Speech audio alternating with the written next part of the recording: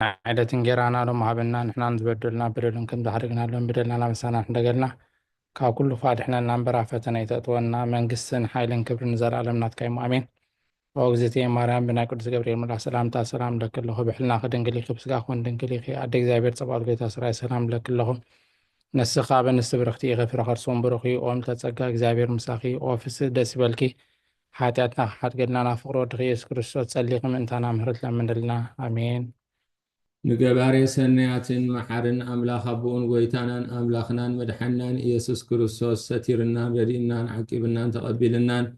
دهريهنان دقيفنان سبزا سعزياونا بسحنا إمونا مسقنا ألنا حجو النعو بزاك قدس علة زيان أب كل زمن هيوتنا نعو بنفرح بوتصم سلام كعقبنا نخل زملخ اجزي أبيهر أملاخنا نلومنو وقويتانا اجزي أبيهر كل اتملخ أبوون قويتانان أملاخنان مدحنان إيسوس كروسوس لعلو كل كنتات من تخل كنتات أو اشتغل كنتات نمسكنا كألنا سلستر كنا زردا كنا زعقب كنا نبها سلستقبل كنا سلزرهره كنا ندقف كنا سبز سعزيهم سلزب صح كنا نمسكنا كألنا ومفكر سب كاب سنوات كنا حتى تنل مننا لنا أبزاك قدس علة زيان أب كل زمن هيوتنا نعهاب نفرح بفتصم سلامكم فتصم هابنا كل قناعة كل فتنة كل قبر الشيطان مغروف السبات حبون جهدون زخنا من العسلان وقويتا خابي يرحق كاب كل حزب خان كاب زوريا زلنا يبوتان أرحق كل سنيات زدل نقرن عدلنا مخنيات نسخاها تمنن عن قربيتهم كل حال سلام كرجل سلطان ذهب كنا كاب كل خفاعد حننا نبالهنا نبرنا فتنا يتأتونا بتحد ودخا قويتانا أملاخنا مرحنان إيسوس كروسوس من فقر سبيل بزقبرات أجان محرتن ساخا معرم الزخانة وهاب هيوت منفس قدس كبرن قرما وداسين أملخون لهم كل ساعة زل عالم نعخا يخون امين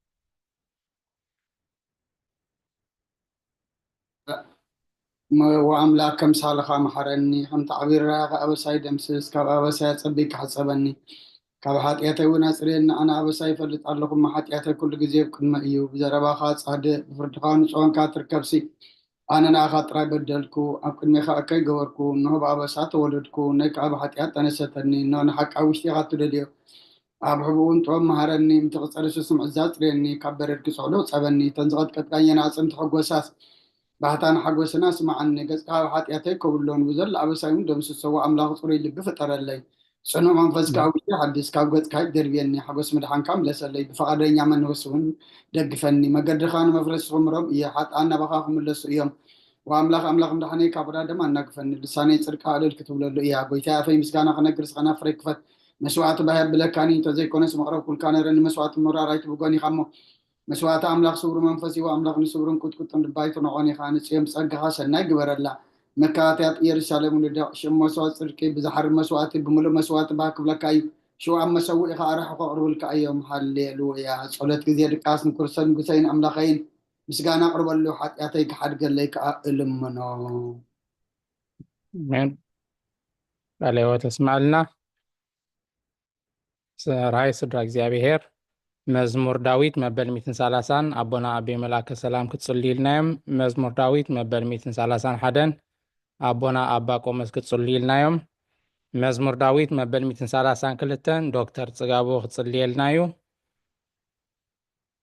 ሓፍትና ፍሮይኒ መዝሙር ዳዊት መበል 133 ክትጽልይ ኢልና ኢኺ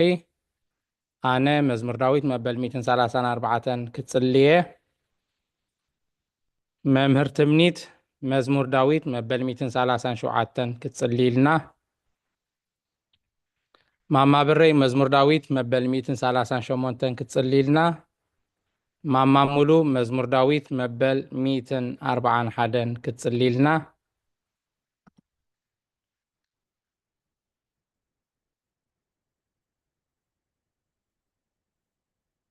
እሺ ብድጋሜ መዝሙር ዳዊት 142 አቦና አቤ መልአከ ሰላም መዝሙር ዳዊት 142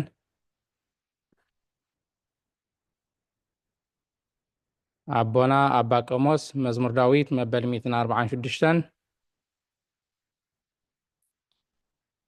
ሓውና ዶክተር ጽጋብ መዝሙር ዳዊት 147 ሃፍትና ፍረወይኒ ዓዊልኪ መዝሙር ዳዊት መበል 148 ክትጽልይ ኢልና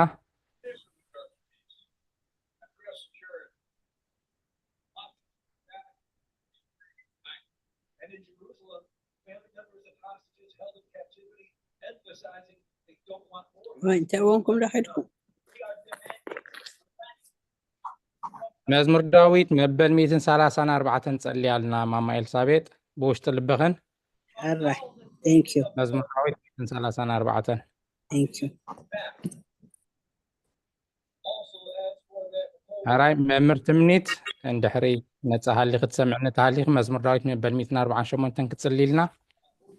እሺ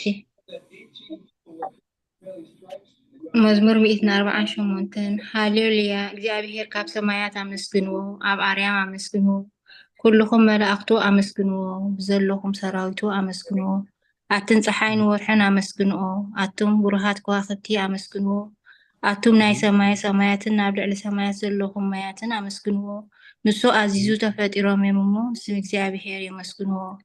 ንዘለዓለም ዓለም ኣቆሞም ዘይሓልፍ ሕጊ ከኣሃቦም ንእግዚአብሔር ካብ ምድሪ አመስግንዎ ኣቱም ገበላት ባሕርን ማዓም ኩልኩም ኣቱም ሓውን በረድን ኣስሓይታን ግመን ቃል ፍለስልጥ በብላን ኣቱም ኣኽራናትን ኩራቢትን ኩልኩም ፈረይቲ ኣእዋምን ፅሕድታትን ኩልኩም ሰራዊትን ኩላትኩም እንስሳን ለመም እትብሉን ነፈርቲ ዕዋፍን ነገስታት ምድርን ኩልኩም ኣህዛብን መሳፍንትን ኩልኩም ፈረይቲ ምድርን ኣግባዝን ጎራዝን ዓበይቲ ምስ ንኣሽቱ ስሙ በይኑ ልዑል እዩ ግርሙ ኣብ ልዕሊ ሰማይን ምድርን እሞ ንስም እግዚአብሔር የመስግንዎ ንህዝቡን ቀርና ኣልዓለ ስለዚ ኩሎም ቅዱሳኑ ደቂ እስራኤል እቲ ዝቐርቦ ህዝቢ የመስግነሉ ሃሌሉያ ሃሌሉያ آمين.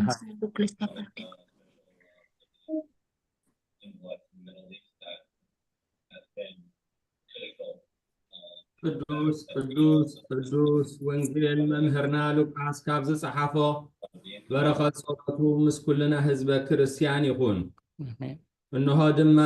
ኣብ ኢየሩሳሌም ስምዖን ዝበሃል ሰብኣይ ነበረ እዚ ሰብኣይ ዝጻድቕን ኣምላኽ ዝፈርሕ ምጽንናዕ እስራኤል እውን ዝጽበ ነበረ መንፈስ ቅዱስ ድማ ነበሮ ነቲ መሲሕ እግዚአብሔር ከይረኣዮ ሞት ከም ዘይርኢ ድማ ብመንፈስ ቅዱስ ተገሊጹሉ ነበረ ብመንፈስ ከዓ ናብ ቤት መቕደስ መጸ ወለዱ ነቲ ኢየሱስ ህፃን ከም ስርዓተ ሕጊ ክገብርሉ ምስ ኣተዉ ስምዖን ድማ ኣብ ኢዱ ሓቆፎ ንኣምላኽ እውን ከምዚ እናበለ ኣመስገነ ኦ ጎይታይ ንህዝብኻ ምድሓን ምግላፅ ብርሃን ኦ ጎይታይ ነቲ ንኣሕዛብ ምግላፅ ብርሃን ንህዝብኻ እስራኤል እውን ክብረት ክኸውን ኣብ ቅድሚ ኩሉ ህዝቢ ዘዳለኻዮ ምድሓንካ ዓይንተይ ካብ ራእያስ ሕጂ ከምቲ ዘረበኻ ንባርያኻ ብሰላም ተፋንዎ ኢኻ በለ ምስጋና ንእግዚአብሔር ኣምላኽ ይኹን ኦ ክርስቶስ ኣምላኽና ምስ ሄር ኣቦኻን መንፈስ ቅዱስን ሎምን ኩሉ ሰዓት ንዘለዓለም ዓለም ንሰግደልካ ኣለና آمين.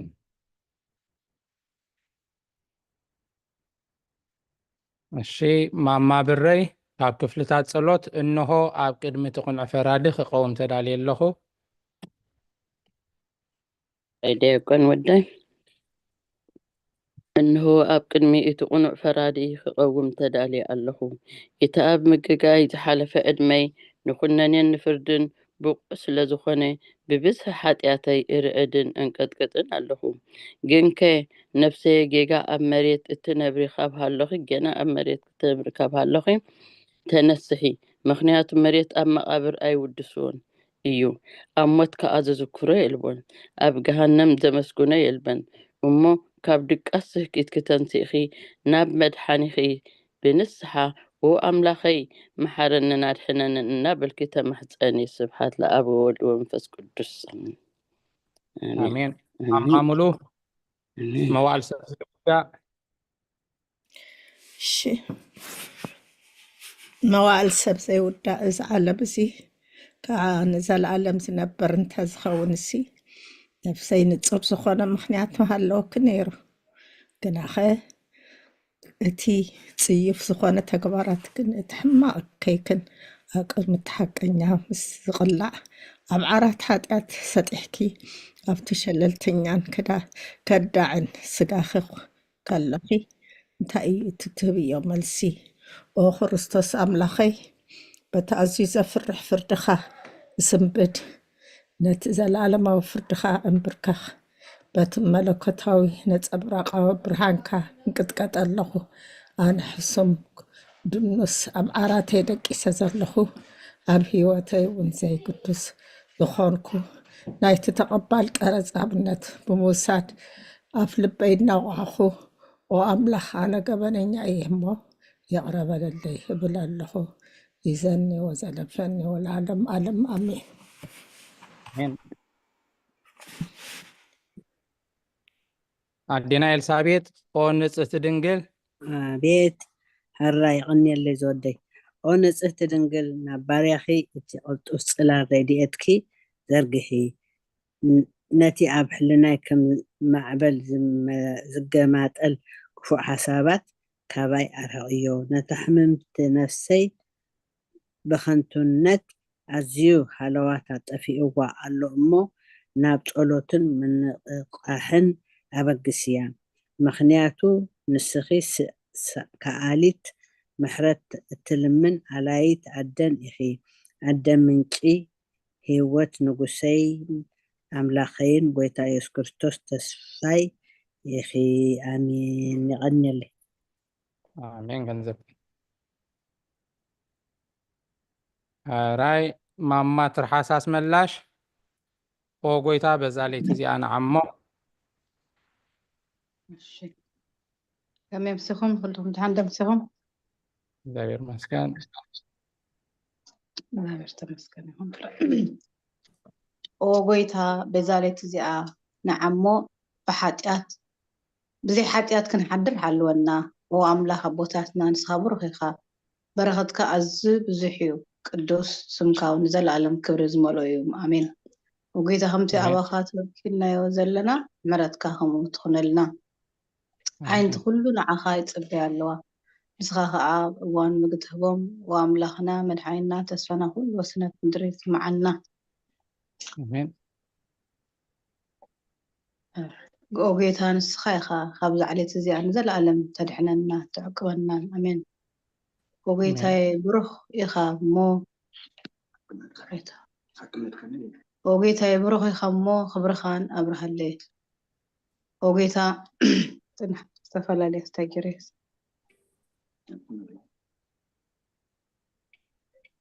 كان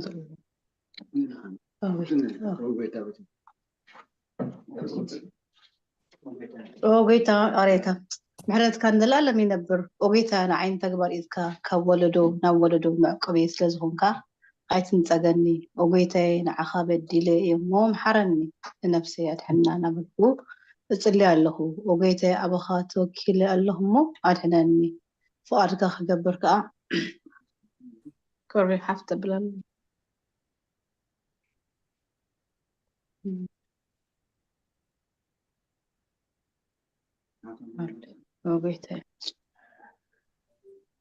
وقيتي أبخات وكيل اللهم أدهنني فأرجع خبرك هارني نسخة أملاخي فالفالي هيوتيخا ببرهان كادما إنا برهان نرئي محرتك نبتم زفلطها كبرخا نب قناعات لبيت متى تقان برخاتن بسكنان بحق إناتك أيو وقدم عالم زنبركا نزل عالم تبر زلخا أبون ودن منفس قدسن معها قربتي حافة بالله ديكم حاول أما كلي هذا الله موبايل كتوخين استغاخليا قدسن معها مسكنا ودسين قرمان يقبع لو من كل ساعة نزل عالم عالم أمين يا ريتا آمين شكر يلا هاونا ياسيف على خمس لني اتصل بي أوا قولوا القويتا اوكي شمال الألعاب قولوا القويتا باخا مأمان نسمكا مزمارن سنة يمو معرتكا تتصبع حكنتكا دما ليتي أزنتو كاتسل قدس قدس اوكي قدس እግዚአብሔር ቅዱስ ሓያል ቅዱስ ሕያው ዘይመውት ካብ ቅድስቲ ድንግል ማርያም ዝተወልደ መሓረና ቅዱስ እግዚአብሔር ቅዱስ ሓያል ቅዱስ ሕያው ዘይመውት ኣብ ዮርዳኖስ ተጠምቀ ኣብ ልዕሊ ዕፀ መስቀል ምእንታና ዝተሰቕለ መሓረና ቅዱስ እግዚአብሔር ቅዱስ ሓያል ቅዱስ ሕያው ዘይመውት ኣብ ሳልሳይ መዓልቲ ካብ ምውታን ዝተንስአ ብምስጋና ናብ ሰማያት ዝዓረገ ኣብ የማናይ ኣቦኡ ዝተቐመጠ ኣብ ሕያዋን ምውታን ክፈርድ ከም ብሓድሽ ክመጽእ እዩ او ጎይታ መሐረና ምስጋና ናብ ንወልድ መንፈስ ቅዱስ ሎምን ኩሉ ሰዓት ንዘላለም አሜን። ኦ ስሉስ ቅዱስ መሐረና ኦ ስሉስ ቅዱስ መሐረና ኦ ስሉስ ቅዱስ መሐረና ኦ ጎይታ ኃጢአትና ሕደገልና ኦ ጎይታ በደልና ይጸብጽበልና ኦ ጎይታ አበሳና ይቅረበለልና ኦ ጎይታ ንህማት ዝኻት ፀሓዮም እሞ ፈውሶም ኦ ጎይታ ነቶም ቆንዕት ነቶም ዝመቱ ቦታትና ናዴታትና ንኣሕዋትና ንሓትና ከዓ ነፍሶም ኣዕርፍ ኦ ካብ ኃጢአት ዝዝኾንካ ጎይታ መሐረና ኦ ካብ ኃጢአት ዝዝኾንካ ጎይታ ርድአና ኦ ጎይታ ልማነና ከዓ ተቀበለልና ክብርን ምስጋናን ብፍጹም ማዕርግን ቅድስናን ንዓኻ ይግባእ አሜን። ኦ ጎይታ መሐረና ኦ ጎይታ መሐረና ኦ ጎይታ ባርኸና ኦ ጎይታ ብቑዓት ግበረና ብምስጋና ከምዚ ኢልና ክንጽልብ ሰማያት ትነብር ኣቦና ሰማያት ትነብር ኣቦና ስምካ ይትቀደስ መንግስትኻ ትምጻእ ፍቃድካ ምጽእ ብሰማይ ከምኡ ድማ ምድሪ ይኩን ንዕለት መግብና ሎሚ ሃበና ንሕና ንዝበደሉና በደሎም ከም ተሓደግናሎም በደልና ንዓውሳና እንደገና ክፉ ኣድሕነና እምበር ኣብ ፈተና ይተእትወና መንግስትን ሓይልን ክብርን ዘለዓለም ናትካ ኢማ አሜን። ኦ ማርያም ብናይ ቅዱስ ገብርኤል መልአክ ሰላምታ ሰላም ለክልኹ ሕና ከደንገል ኢኸ ብስጋኸ እውን ደንገል ኢኻ ደ እግዚኣብሔር ጽባኦት ጎይታ ሰራዊት ሰላም ለክልኹ ንስኺ ከዓ ንስ ብርክቲ ኢኺ ፍረ ከርስኹም ብርኹ ኦ ምልእተ ጸጋ እግዚኣብሔር ምሳኺ እዩ ኦ ፍስሕቲ ደስ በልኪ ኃጢአትና ክሰሪየልና ናብ ፍቱ ወድኺ ኢየሱስ ክርስቶስ ምእንታና ምሕረት ለምንልና አሜን። ማማረ ዘነት ምስጋና ንቅድስት ድንግል ማርያም እሺ ከመይ ምስኹም ምስጋና ቅድስት ድንግል ማርያም ወቅድስት ምልእተ ጸጋ ኩሉ ግዜ ድንግል ዝኾንኪ ወላዲተ ኣምላኽ ኣደ ክርስቶስ ሰላም ንብለኪ ምእንቲ ኃጢአትና ክሓድገልና ፍቁር ወዲ ጸሎትና ዕረገልና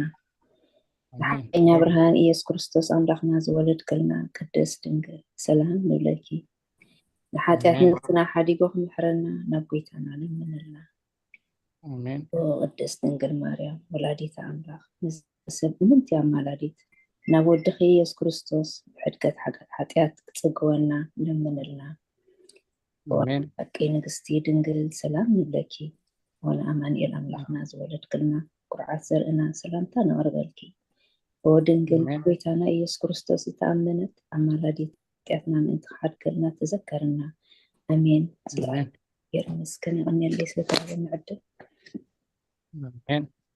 ዶክተር ጽጋብ መተው ጸሎተ ሃይማኖት ኣደ ሓቀኛ ብርሃን ንኽብረኪ ወቅድስ ድንግል ወላዲተ ኣምላኽ መድሃን ዓለም ስለዝወለድክናን ወለድክልናን መጺኡ ከዓ ነፍስና ስለዘድሓነና ነመስግነኪ ኦ ጎይታና ንጉስናን መድሃንና ኢየሱስ ክርስቶስ ክብሪ ንዓኻ ይኹን ንስኻ ንሃዋርያት ሞገሶም ሰማዕታት ኣኽሊሎም ንጻድቃን እልልቶኦም ንቤተክርስቲያን ጽንዓት ንሓጣን ሕድገት ብሓደ ዝመለከቱ ስሉስ ቅዱስ ነበስን ንሰግደሎን ነኽብሮን ኦ ጎይታ መሐረና ኦ ጎይታ መሐረና ኦ ጎይታ ባርኸና አሜን። አሜን። መምህር ትምኒት ጸሎተ ሃይማኖት